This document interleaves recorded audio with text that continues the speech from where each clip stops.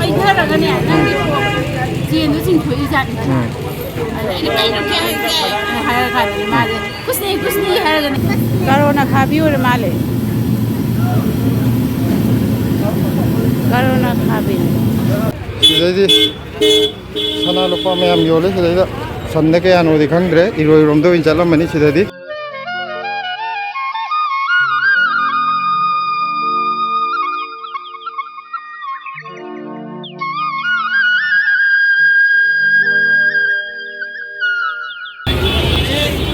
ꯃꯌꯥꯝ ꯉꯁꯤꯗꯤ ꯀꯣꯇꯂꯥ ꯃꯨꯕꯥꯔꯛꯄꯨꯔ ꯑꯩꯈꯣꯏꯒꯤ ꯂꯣꯀꯦꯜ ꯃꯥꯔꯀꯦꯠ ꯎꯠꯂꯛꯀꯦ ꯃꯤꯗꯤ ꯑꯔꯣꯏꯕꯤ ꯇꯥꯒꯩ ꯆꯤꯜꯂꯦ ꯉꯁꯤ ꯃꯟꯗꯦ ꯃꯥꯔꯀꯦꯠꯁꯨ ꯐꯝꯃꯦ ꯁꯤꯗꯩꯗ ꯑꯗꯣ ꯍꯥꯏꯐꯦꯠ ꯎꯠꯂꯛꯀꯦ ꯇ꯭ꯔꯥꯐꯤꯛ ꯃꯌꯥꯝꯁꯤꯅ ꯃꯈꯣꯟꯗꯤ ꯇꯥꯐꯝ ꯈꯪꯉꯝꯃꯔꯣꯏ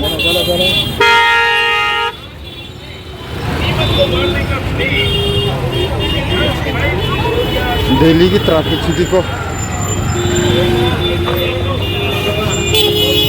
ꯁ꯭ꯋꯥꯏꯗꯤ ꯈꯔ ꯀꯣꯝꯃꯦꯍꯦ ꯁꯣꯔ ꯍꯣꯟꯗꯣꯛꯐꯝ ꯂꯩꯔꯦ ꯁ꯭ꯋꯥꯏꯗꯗꯤ ꯍꯧꯖꯤꯛꯇꯤ ꯍꯩꯅꯧ ꯃꯇꯝꯅꯤꯅ ꯍꯩꯅꯧ ꯉꯥꯛꯇ ꯌꯣꯜꯂꯦ ꯍꯩꯁꯦ ꯇꯔꯕꯨꯖꯀ ꯍꯩꯅꯧꯒꯤ ꯃꯇꯝ ꯇꯥꯔꯦ ꯍꯧꯖꯤꯛꯇꯤ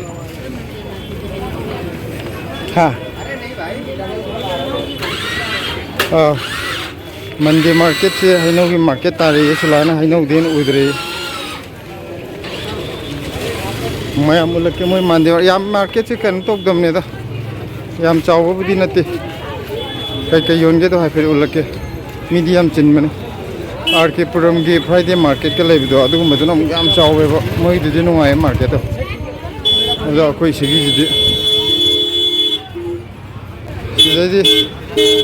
सना लुपा मयाम योले सिदैदा संदे कयानोदि खंद्रे इरोइरोमदो ओइन चलमनि सिदैदि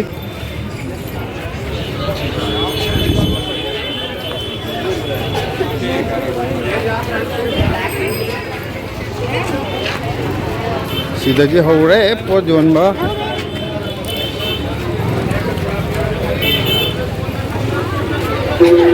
सिगी गली मचाजनीदा अदु असोना कंदा खरमगा मेन रोड मेन गली है तारे सी गली मचाजदने मेन गली दने पसा में कई सोंदना चामा चामा करम यंगदुनो ज्ञान तादरे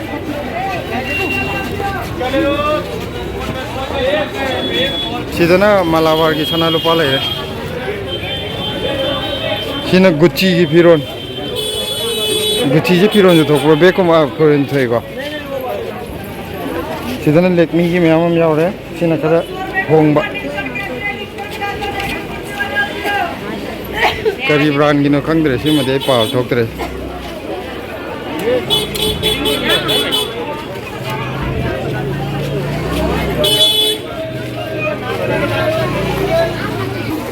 हाय मतेक समदि खरा हांगे सिदा प्लास्टिक की ngakta male sire plate kari karaje sidana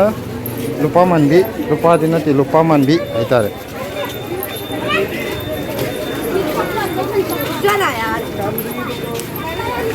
medium chin mane thajana pikru pikru gali sida sida mu gari thongna bonari ni do kangu amna thai singbu laga ka sana lupa ngai re Malabar ना तब जो हम नहीं देने brand है कल की ना हो बम जो ले बने नाटक इन वीडियो नंबर जो हीरोइन में आवन चौंजल लगता है नंबर मुखंडी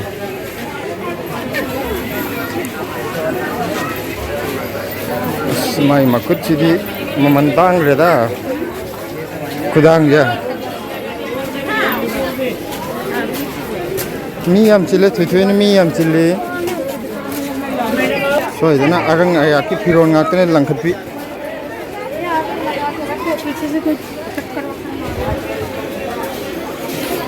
मोबाइल कवर यावरे सिदा यामना स्पेशल ओइबा पोट यूनिक ओइबा पोटी करीम तो उद्री ब्रांड खरगा तांगबा पोट खक्तदे हेना तांगबा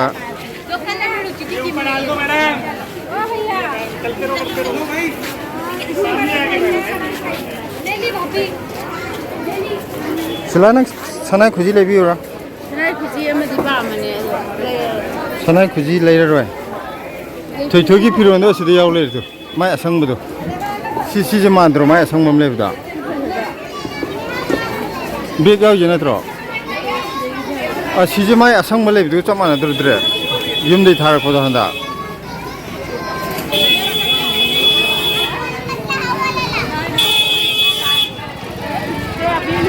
ꯍꯪꯉꯣ ꯃꯃꯜ ꯑꯩꯗꯤ ꯈꯪꯗꯦ ꯑꯩ ꯌꯣꯟꯕ ꯅꯠꯇꯦ ꯑꯌꯣꯟꯕ ꯃꯤꯗ ꯍꯪꯒꯗꯧꯅꯦ ꯀꯔꯝꯕꯅꯣ ꯅꯪ ꯄꯥꯝꯃꯤꯁꯦ ꯃꯈꯥꯗꯁꯨ ꯂꯩ ꯑꯁꯣꯝ ꯃꯅꯨꯡꯂꯣꯝꯗꯤ ꯆꯪꯉꯣ ꯒꯥꯔꯤꯗꯣ ꯀꯩꯗꯣ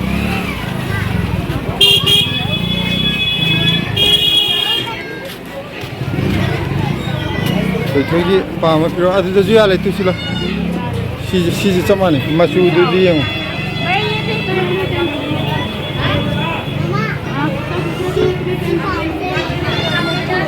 ꯁꯥꯕ ꯃꯇꯝꯗ ꯀꯣꯇꯟꯒꯤ ꯌꯦꯡꯕꯤꯖꯦꯕ ꯑꯌꯨꯛꯗꯥꯡ ꯂꯤꯠꯅꯕꯅꯤꯅ ꯁꯅꯥꯒꯤ ꯊꯨꯝꯃꯣꯛ ꯑꯩꯁꯦ ꯁꯤꯕꯨ ꯀꯧꯏ ꯁꯅꯥꯒꯤ ꯕꯥꯁꯀꯦꯠ ꯍꯥꯏꯇꯥꯔꯦ ꯖꯤꯟꯁ ꯃꯌꯥꯝ ꯌꯥꯎꯔꯦ ꯑꯦꯗꯤꯗꯥꯁꯀꯤ ꯄꯦꯄꯦ ꯖꯤꯟꯁꯀꯤ करी जीन्स नो एडिडास की सुमचित से ले सिदा सी की सुमचित से एडिडास की नेबा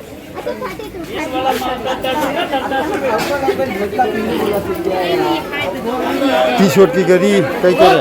रोलेक्स की और टी शर्ट की और टाइटान टाइमेक्स दुदी नत्रे लग्जरी दने इन हायरे जना खंग मुझे सलाह के आईना अमानी दी हेले माने आईना मम्मी अनी बकी हेले मगोंदे खंग मुझे चिंग जगह से गाड़ी थोड़ी को कांगू जे तोंगाना खंगलगा कोकला प्राइस भी आई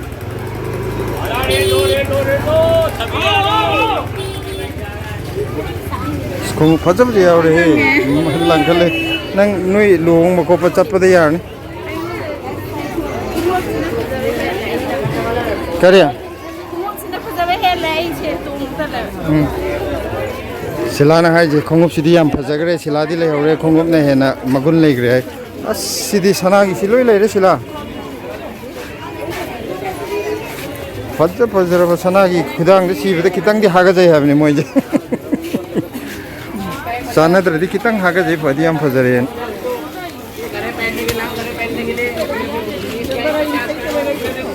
अरे नहीं मैम जी ना जानता दे खोंगु पंगी लंगी पूरी फिरोन पंगी लंगी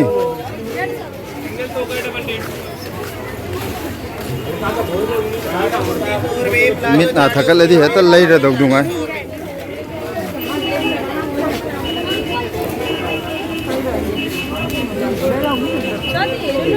तो सीधा बुद्धि आम सांग ना ले मार्केट अक्सिना गली असो रोम द संगे बो कोई की गली मुसा द चलम बदेगी हाँ खोंगुब्लो अखुंबा ओ अदि अखुंबा गुम तावर असरबा पे चलु की जिरो मी याम चिल्ले सिगी मतेक मी खुचिन जिदे लान थोरा को जिदि होको पूरा कोई कइनो पौ नंबदु गाय पौ नंबदे बो हेले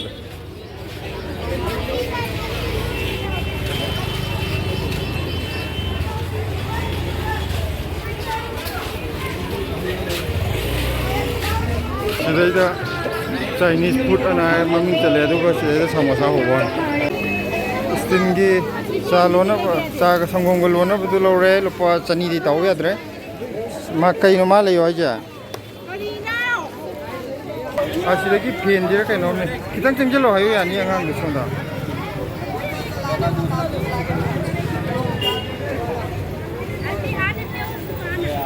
पिज्जा की मचा से हाउदी हावे पिक्चर जो कहीं मंडे मार्केट चपद अना थोदो पम मी थोदो पमने नोद खोब याद्रे पॉकेट की चेन चिंथो वाले लौटोक्तरमे हैदाने अदी उदेब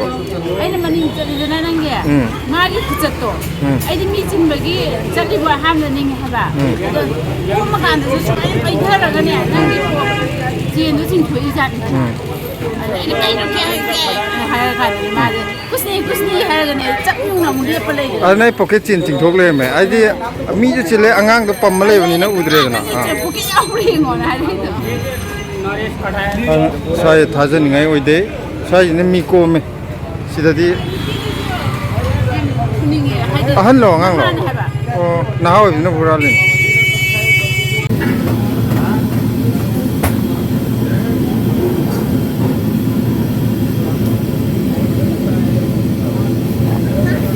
Karona khabi or male. Karona khabi.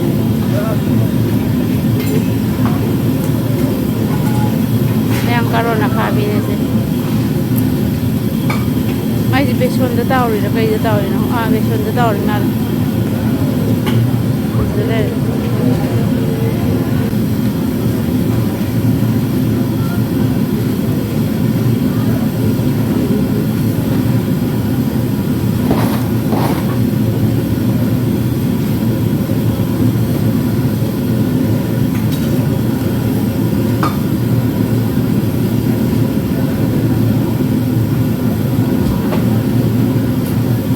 Music market chatpa halae yerum mama lore yerum